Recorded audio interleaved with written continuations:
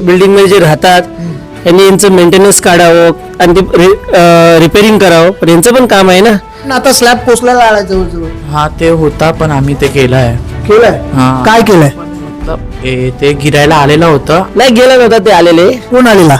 आपले काका आले, राऊत काका आलेले. कोण राऊत काका? इथे दोन राऊत आहेत, एक प्रशांत राऊत एक मनीष राऊत. प्रशांत काका आलेले. तिकडे झोपतात, पंख्याच्या खालती तिथे पालना असते. समजा बाय चान्स ते पालना पोर ठेवून ती बाथरूमला कुठे गेली असेल आणि ते अचानक पडलं तर पोराचा जीव गेला असता. सांगितलं त्यांना, पण ज्याची जागा आहे त्यांनी समजायला पाहिजे ना, बांधताना जागा देताना त्यांना. जागा कोणाची आहे? आहे दुसऱ्यांची आहे ते. टॉप 10 महाराष्ट्र न्यूज चॅनल मधून मी दीपक कोटेकर. वसई विरार शहर महानगरपालिकेच्या सध्या निवडणुका सुरू आहेत. सर्वच पक्षाचे नेते आपल्या प्रचारासाठी लागलेले आहेत. कुठे जुळवाजुळी होते तर कुठे फोडाफोडी होते. परंतु वसई विरार शहराचा जो मूळ विषय आहे तो अनधिकृत बांधकामांचा. जवळजवळ हे अनधिकृत बांधकाम आता C1 कॅटेगरीमध्ये आलेले आहेत. या लोकांचं नेमकं भविष्य काय होणार आहे? मी आता ज्या ठिकाणी उभा आहे हा मनवेलपाड्याचा राणी तलाव आहे आणि ह्या ठिकाणी एक स्लॅब कोसळलेला आहे. देवाच्या कृपेने कोणतीही जीवितहानी झालेली नाही आहे, परंतु या इमारतीची जर आपण अवस्था पाहिली तर जवळजवळ ही इमारत कधीही पत्त्यासारखी कोसळू शकते. गणपतीच्या एक दिवस अगोदर रमाबाई अपार्टमेंट ही इमारत कोसळली आणि आपण त्या ठिकाणचे जे सहाय्यक आयुक्त होते गिल्सन गोन्साल्विस यांच्यावर सदोष मनुष्यवधाचा गुन्हा दाखल व्हावा अशी मागणी केली होती. उशिरा का होय नाही, आज गिल्सन गोन्साल्विस कारागृहात आहेत. परंतु या अशा प्रकारच्या इमारती जेव्हा C1 मध्ये होतात त्यावेळेच्या तिकडचे सहाय्यक आयुक्त झोपलेले असतात का? आता या ठिकाणी आपण जर पाहिली तर ही एक चाळ आहे. जर ही इमारत या ठिकाणी कोसळली तर या लोकांचा जीव जाऊ शकतो आणि ही इमारत जर त्या ठिकाणी कोसळली तर त्या ठिकाणच्या लोकांचा जाऊ शकतो. माझ्यासोबत हे इकडचे रहिवासी आहेत. दादा तुमचं कुठे घर आहे? माझं घर या इमारतीच्या बाजूलाच लागून आहे. कोण बिल्डर आहे ते? हे मला वाटतं मोहन पाटील आहे तसं काय. हा मोहन पाटील घर. मोहन पाटील. हा. मग त्यांनी जेव्हा ही किती वर्षापूर्वी बांधली होती? ही बिल्डिंग साधारणतः मला तर वाटते 15-1 वर्ष झाले असतील. हा 15 वर्ष झाले असतील. यापूर्वी इथे काय होतं? ह्यापूर्वी इथे घरं होती आणि ते घरं हे करून बांधली ती बिल्डिंग. मग तुम्ही महानगरपालिकेला कळवलं नाहीत का ही बिल्डिंग अशी धोकादायक आहे, आमचं पण जीव धोक्यात, असं महानगरपालिकेच्या अधिकाऱ्यांना सांगितलं नाहीत का? आता आपल्याला काय माहिती बिल्डिंग कशी बांधली गेली आणि कशी काय, आम्ही लहान होतो, आपल्याला काय माहित नाही ना की. पण हे काम आहे यांचं, हे बिल्डिंग मध्ये जे राहतात यांनी यांचं मेंटेनन्स काढावं आणि ते रिपेअरिंग करावं, पण यांचं पण काम आहे ना. पण ते काय काम करत नाही. ते काम नाही करत. म्हणजे किती वाजता स्लॅब हा कोसळला? किती वाजता कोसळला? हा साधारणतः म्हटलं तर वाटते 3:30च्या दरम्यान कोसळला. 3:30च्या दरम्यान. हा, एक मग आता ती लोक कुठे आहेत घरात? ती लोक आपली त्या साईडला गेलेत. मित्राची म्हटलं तर मित्राची बहीणच राहते आणि तिची छोटी मुलगी. तुमचं घर तिथेच आहे का? मग तुमचं पण आता स्लॅब कोसळलेला आलाय जवळजवळ. हा ते होता पण आम्ही ते केलंय. केलंय. हा. काय केलंय? ते गिरायला आलेलं होतं, आम्ही ते स्वतःनेच करून टाकलं. पण आता पण तुझ्या घरची अवस्था मी बघितली की कधी स्लॅब कोसळू शकतो. हा मग जीव धोक्यात टाकून कशाला राहताय? तर मी काय सांगू आता, घरी कोण असतो? मीच असतो आणि आता कोण नाही. एकटाच राहतो तू? नाही म्हणजे माझे पप्पा असते ते कामावर असते. मी कधी येतात मम्मी पप्पा? 10-10:30 वाजता. 10-10:30. काय काम करतात तुझे आई वडील? म्हणजे माझी मम्मी भाजी लावते आणि पप्पा ते काम करतात मंडप वगैरेचं. मूळ विषय हा आहे की इकडे जो राहणारा वर्ग आहे तो सर्वसामान्य कुटुंबातून आलेला आहे. कोण मूळ मजुरी करतोय तर कोण व्यवसाय करतोय, कोण छोटे मोठे भाजीपाल्याचे धंदे करतात. असं असताना आता जर ही जी काही इमारत आहे सोकॉल्ड ही जर तोडायचीच झाली तर ह्या लोकांच्या पुनर्वसनाचा काय होणार? मध्यंतरी काळात नालासोपाराचे आमदार राजन नाईक यांना आपण या प्रश्नाबद्दल बोललो होतो. खरं तर निवडणुकीतला सर्वात महत्वाचा हा प्रश्न आहे. कारण अनधिकृत बांधकाम बांधून बिल्डर तर गेलेले आहेत, परंतु जी लोक रहिवासी राहत आहेत, जे मुंबईवरून आलेले चाकरमणी असतील, त्या लोकांचं भविष्य काय? आता ह्या पुढे तुम्हाला काय वाटतंय, सगळ्या गोष्टीत काय होऊ शकतो? मला तर असं वाटते की ज्यांचे रूम आहेत आपलं प्रशासनाने त्यांना त्यांचे रूम द्यावे आणि काम करून घ्यावे. आता निवडणुकीचं काळ आहे. आता तुमच्याकडे मतं मागायला सर्वच पक्षाची लोक येतील. मग इकडचे जे काही सोकॉल्ड नेते आहेत त्यांच्याकडे तुम्ही गेला होतात का? हा गेलेलात आम्ही. तर त्यांनी काय उत्तर दिलं? त्यांनी बोलले उद्या नगरपालिकेची माणसं येतील आणि ते कुठल्या ह्याच्यामध्ये बसेल ते हे करणार. त्यांना असं सांगायचं ना की उद्या नगरपालिकेचे लोक येतील आणि जर आज जर इमारत रात्री कोसळली तर काय करायचं? हा मग तेच माझ्याकडे बायस, मला पण तोच प्रश्न पडला. कोणाकडे गेला होतात तुम्ही? नाही गेला नव्हता, ते आलेले कोण आलेला?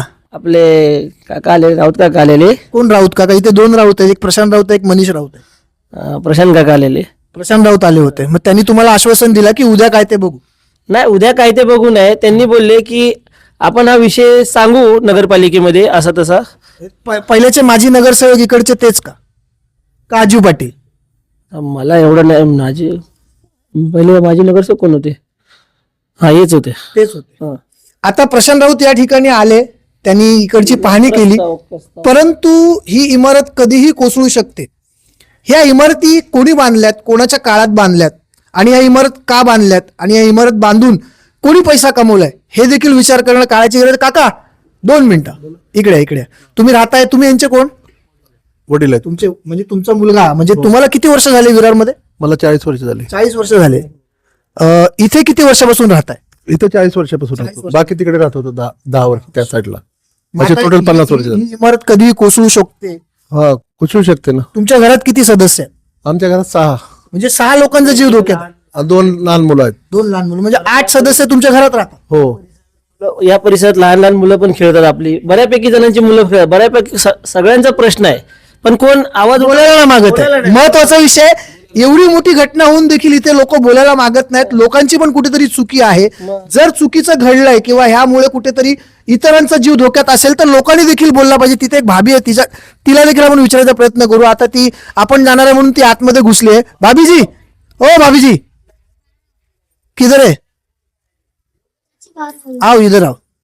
अरे कुछ नहीं, इतना मत शर्मा, आओ. जान जाने के बाद शर्मा के क्या करोगे? हाँ, आप कितने साल से रह रही है यहाँ पे? आओ बाहर आओ, बाहर आओ. अरे मत शर्माओ, शर्माओगे तो फिर तकलीफ में आप ही आओगे. इधर आओ. नाम बताओ आपका. नीपू देवी नीपू. देवी कितने साल से रह रहे हैं यहाँ पे? यहाँ पे साल से मालूम नहीं मेरे को. 2-3 महीने से आए हैं. तो अभी यहाँ पे ये बिल्डिंग जो है वो डेंजर जोन में, कभी भी गिर सकती है. पता है आपको? नहीं पता है. भाड़ोतरी है आप? स्वतःचं घर है? मग 2 महीना का यही बोलते हैं? अच्छा, म्हणजे आप 2 महीने से आए. आपकी ससुर का है? गाव आहे. त्यांचे सासरे गावाला आहेत आणि कदाचित गाव से नाही आहे ना, गावावरून नवीन आलेत म्हणून त्यांना कदाचित बोलता येत नसेल. अजून इथे काही लोक आहेत, त्यांच्याशी बोलायचा प्रयत्न करू आपण. खरं तर ते घाबरतायत किंवा लाजतायत. तेच राहतो का? हा. किती वर्षापासून राहतो? तुझं घर कुठचं आहे? माझं घरचे माझे वडील आहेत, ते आम्ही दोघं भाऊ आहेत. मग फक्त तुझी एकच फॅमिली बोलते, बाकी कोण बोलायला मागत नाही? बाकीचे कोणाचा हिंमतच नाही ना बोलायला इथे. का पण असं काय आहे? घाबरायची काय गरज आहे? म्हणजे मोहन पाटील डॉन आहे का? असं ना, असं तर काय नाही. मग असं कसं डॉन? आम्ही ते लहान तेव्हा बिल्डिंग बांधली. आता आमच्या त्या टायमाला तर बिल्डिंग बांधल्याची तर आम्ही बिल्डिंग बनवूनच दिली. ओके. आता हे घर कोणाचं आहे? ते काकींचं आहे. काकी, जरा 2 मिनिटं या इकडे. तर जी आता धोकादायक आहे त्याच्याबद्दल तुमचं काय मत आहे? आता मी काय बोलणार, बोला. जे बघा, हे बघा, सगळ्यांना त्रास आहे. त्रास तर सगळ्यांना आहे. ते आता एवढा पडला, लहान पोर वाचला. आता एवढं लहान पोर ते नेहमी तिकडे झोपतात. पंख्याच्या खालती तिच्या पालना असते. समजा बाय चान्स ते पालना पोर ठेवून ती बाथरूमला कुठे गेली असेल आणि ते अचानक पडला तर पोराचा जीव गेला असता काय नाही. पण आता निवडणूक जवळ आहे. नेते तुमच्याकडे मतं मागायला येतील. त्यांना सांगायचं ना की आमच्या घराचा प्रश्न निर्माण झालाय, तर काय? आता निवडणूक तरी येऊ द्या. आता आम्ही आताच बोलून काय बोलणार आहे? आता ते आले होते, ते बघून गेले. आता बघूया ते काय निर्णय घेतात ते. इथे नेते मंडळी येऊन गेलेले आहेत, बघून गेलेले आहेत. काहीशी लोक घाबरतायत. तरी देखील अजून पुढे काही घर आहेत, त्यांच्या घरात मी स्वतः जाण्याचा प्रयत्न करतो, त्यांच्याशी बोलण्याचा प्रयत्न करतो. हे कोणाचं घर आहे? कोण आहे घरात बाळा? काका 2 मिनिटं. ही इमारत आता धोकादायक आहे, त्याच्याबद्दल तुमचं काय मत आहे? तर धोकादायक आहे, त्याला आम्ही काय करणार? ते बांधताना ते जागा ज्याने दिले त्यांना समजायला पाहिजे होतं ना. बरोबर आहे. मग त्यांना समजत नाही, त्या बांधायला दिले त्यांनी. आता ही तुम्हाला माहिती आहे, गेल्या 3 महिन्यापूर्वी रमाबाई इमारत कोसळून तिथे 16 लोकांचा मृत्यू झाला होता. माहिती आहे. मग तुम्ही प्रशासनाच्या काही लोकांना सांगायचा प्रयत्न नाही केला का कधी? तर सांगायला का आम्ही सांगितलं त्यांना, पण ज्याची जागा आहे त्यांनी समजायला पाहिजे ना, बांधताना जागा देताना त्यांना. जागा कोणाची आहे? ते आहे दुसऱ्यांचे आहे, ते नाव माहिती आहे का त्यांचं? नाव नाही एवढं माहिती. जागा ज्यांची आहे त्यांनी डेव्हलप करायला ही इमारत दिलेली आहे. खरं तर ही 2च माळ्याची इमारत आहे, परंतु ही इमारत बांधताना कशा प्रकारे इमारत बांधलेली आहे, त्यावेळेचे जे कोणी अधिकारी होते त्यांनी या गोष्टीकडे लक्ष दिला की नाही दिला? इकडचे जे कोणी सोकॉल्ड नगरसेवक होते त्यांच्या काळात झालेलं हे बांधकाम होतं. मध्यंतरी आपण 200 रुपये फूट हा विषय घेतला होता, त्यातलाच हा विषय आहे का? इथले काही अजून लोक आहेत, त्यांच्याशी बोलायचा प्रयत्न करू. बाळा, घरी कोण आहे? कोण नाही? हे काका आहेत का? अच्छा, ते पॅरालिस आहेत का? ते मी दाखवतो तुम्हाला. इथे हे काका आहेत, जवळजवळ ते पॅरालिस आहे. बाळा, तू काय करतो? नवीनच आहे. अच्छा, तुमचंच घर आहे, म्हणजे 2 घर आहेत तुमचे. असं असताना जर इथे जर काही ही इमारत कोसळली आणि जर लोकांचा जीव जर गेला तर ह्याला जबाबदार कोण आहे? वसई विरार शहर महानगरपालिकेचे अधिकारी तिथे हप्ता घ्यायला जातात, परंतु अशा ठिकाणी मात्र त्यांचं लक्ष नसतं. आता या बातमीनंतर प्रशासन जागा होईल का? खरंच इथले नेते या लोकांच्या भल्यासाठी विचार करतील का फक्त नेते निवडणुकीच्या वेळेला तुमचं मत मागायला येतील? आपल्या सर्वांना याविषयी काय वाटतं? कमेंटच्या माध्यमातून आपली प्रतिक्रिया आम्हाला जरूर कळवा. Top 10 Maharashtra news, Vasai Virar.